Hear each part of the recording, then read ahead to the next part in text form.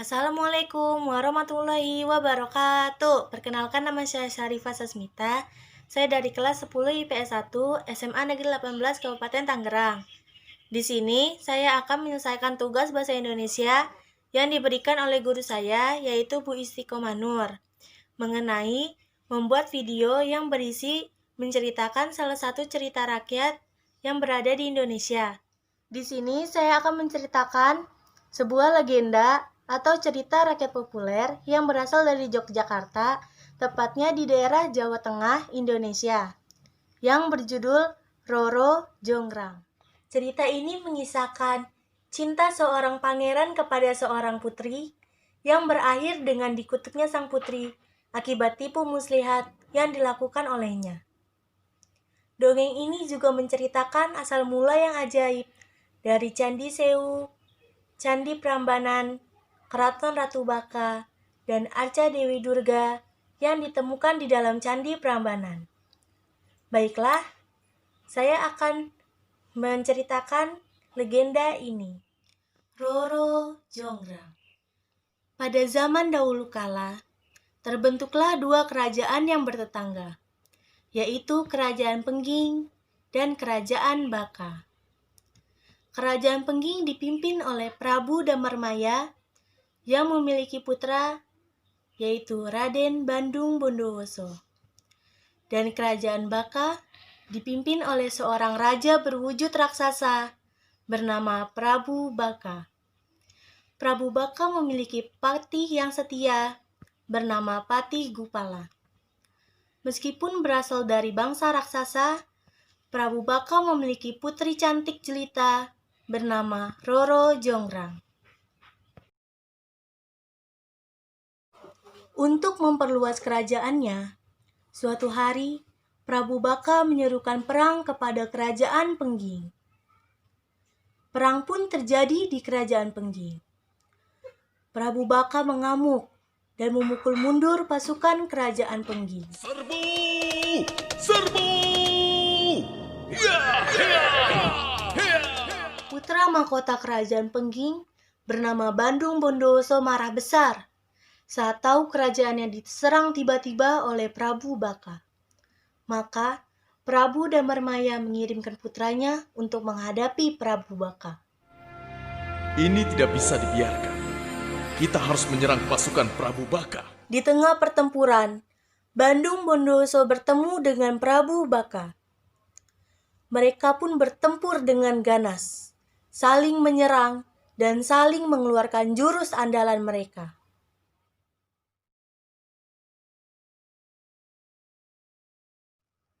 Akhirnya, berkat kesaktiannya, Bandung Bondowoso berhasil mengalahkan dan membunuh Prabu Baka.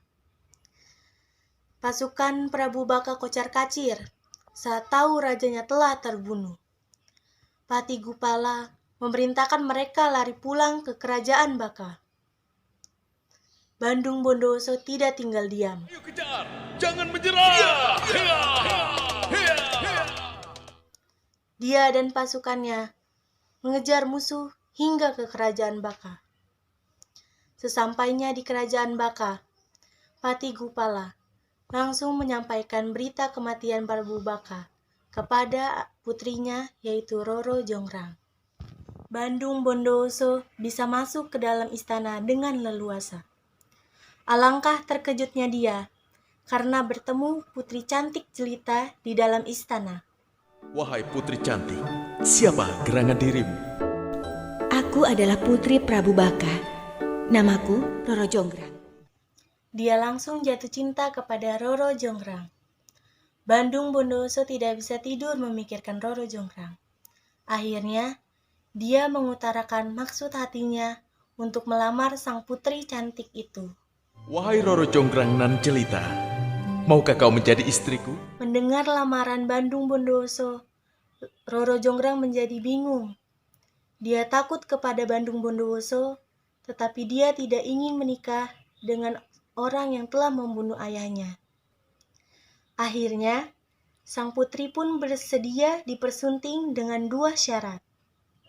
Aku mau menikah denganmu, tapi kamu harus memenuhi 2 syarat. Aku ingin dibuatkan sumur Jalatundra dan 1000 candi dalam waktu semalam. Bandung Bondowoso pun menyanggupi kedua syarat tersebut. Baiklah, aku sanggup melakukan itu semua. Dan aku bisa menikahimu, wahai putri cantik. Tanpa banyak membuang waktu, Bandung Bondowoso segera menggali tanah untuk membuat sumur Jalatunda.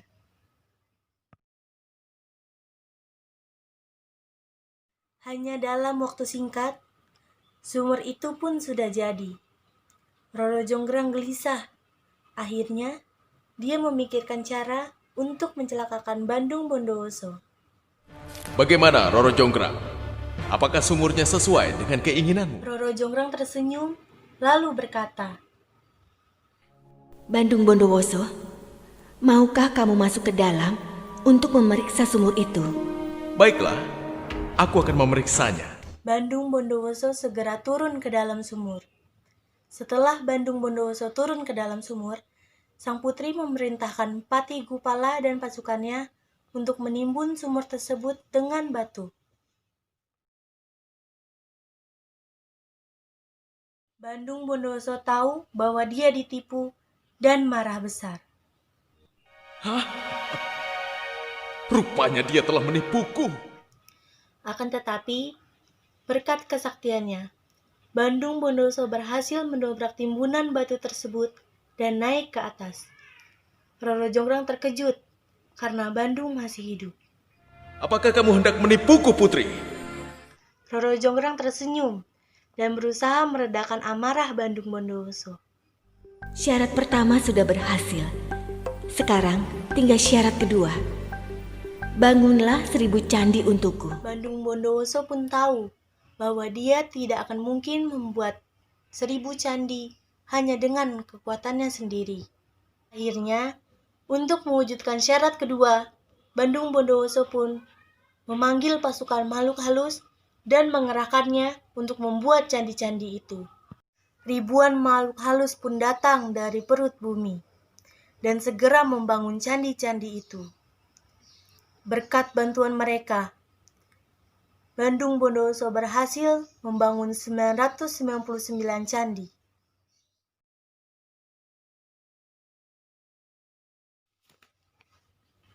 Ketika Roro Jonggrang mendengar kabar bahwa candi ke-1000 hampir selesai, Bagaimana ini? Candinya sudah hampir selesai. dia mendapatkan akal untuk menggagalkan usaha Bandung Bondowoso. Dia pun segera membangunkan seluruh perempuan di negerinya dan menyuruh mereka untuk menumbuk padi menggunakan lesung, serta menyuruh mereka agar membakar gundukan jerami di sisi timur.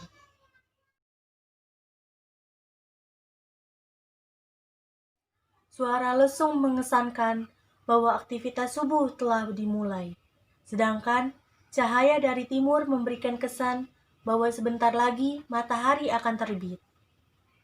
Mendengar suara lesung, ayam-ayam pun mengira hari sudah pagi. Mereka pun berkokok dengan nyaring. Pasukan makhluk halus pun mengira hari sudah pagi. Mereka pun segera meninggalkan tempat itu dan kembali ke perut bumi. Akibatnya, hanya 999 candi yang berhasil dibangun oleh Bandung Bondowoso. Usahanya pun gagal. Bandung Bondowoso segera tahu bahwa semua itu adalah hasil kecurangan dan tipu muslihat dari Roro Jonggrang. Kau telah menipuku lagi, Roro Jonggrang. Aku tidak bisa memaafkanmu. Bandung Bondowoso pun amat murka. Bahkan senyum Roro Jonggrang tidak bisa meredamnya. Kukutuk kamu jadi arca batu untuk menggantikan satu candi yang belum selesai. Dalam sekejap, Roro Jonggrang pun berubah menjadi arca terindah untuk menggenapi candi terakhir.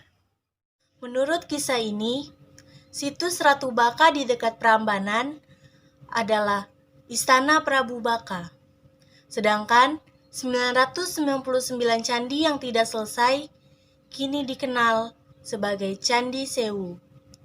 Dan Arca Durga di ruang utara candi utama di Prambanan adalah perwujudan sang putri yang dikutuk menjadi batu dan tetap dikenang dengan nama Roro Jonggrang, yang berarti gadis yang ramping.